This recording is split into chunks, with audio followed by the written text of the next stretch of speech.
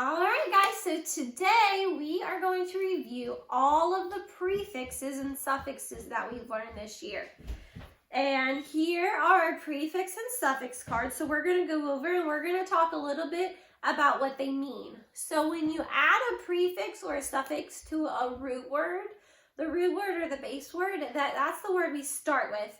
And then we'll add a suffix to the end of it, or we'll add a prefix to the beginning of it. And when we add one of either a prefix or a suffix to a word, it changes the meaning of the word. It makes it mean something else. So let's go over these. Suffix S means more than one, plural. It makes the word, you use suffix if you have more than one. Like you have one pig, but you have 2 pigs, or 100 pigs, or 1,000,000 pigs.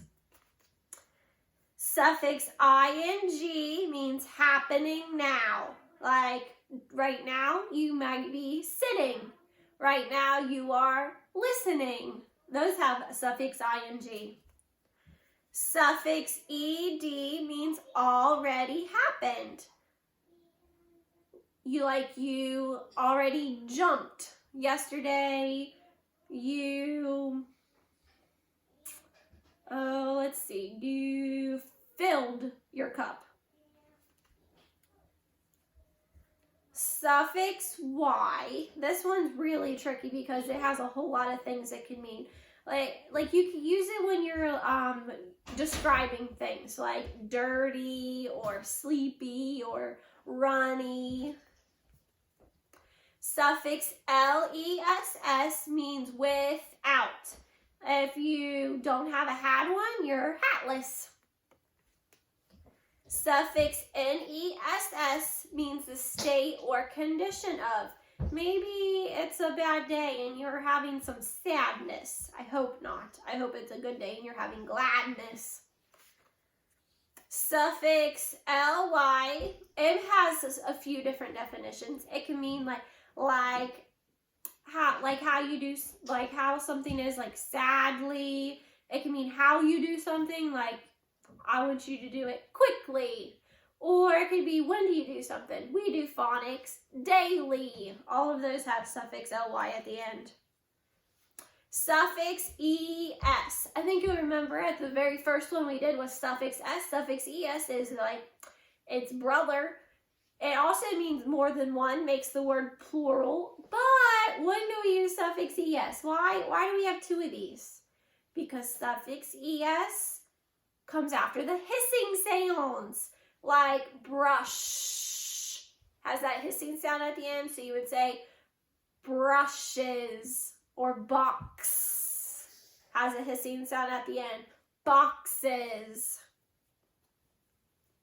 Suffix er. So this has a couple different meanings. We were using it when we were comparing short or shorter, or when we're trying to tell about something who does something. Like if you're somebody that bakes, you're a baker.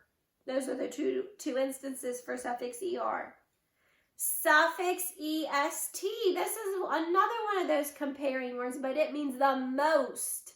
Like slow, and then you could say slower with suffix er, and slowest with suffix est. Suffix ful, full. It means full of. If you have a peaceful night, you have a night full of peace.